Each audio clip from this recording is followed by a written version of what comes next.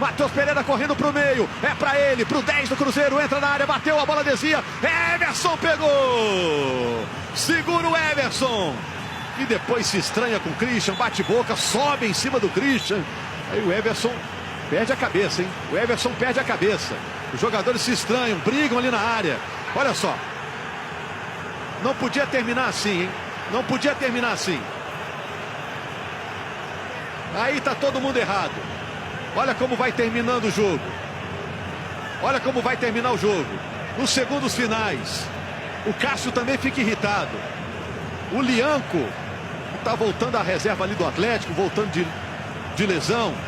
É o cara que tá irritando ali o Cássio. O Cássio tá revoltado com o Lianco. Olha a briga, olha a briga. As reservas entraram em campo. Os jogadores do Cruzeiro vão para cima do Lianco. O Lianco troca socos ali com o Gerson. O Cássio chuta o Lianco. Muita coisa acontecendo ao mesmo tempo, né? Péssimo exemplo dão os dois times. Hulk também entra na briga ali com o Vidalba. Lamentável, lamentável. Amanhã todos eles vão estar envergonhados dessas imagens, ó. Lamentável. Não era para terminar assim. Não era para terminar assim. O Domingues, técnico da equipe do Atlético, entra em campo.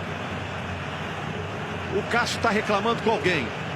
Vamos ver se o bom senso prevalece em campo depois de tudo isso que aconteceu. Guto, Cazé, vocês estão aí mais próximos.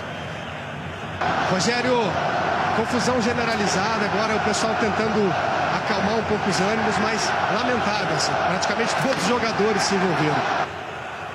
Estava de olho aqui no Dudu com o Fagner, tentando apaziguar, saíram abraçados agora os dois no meio da confusão.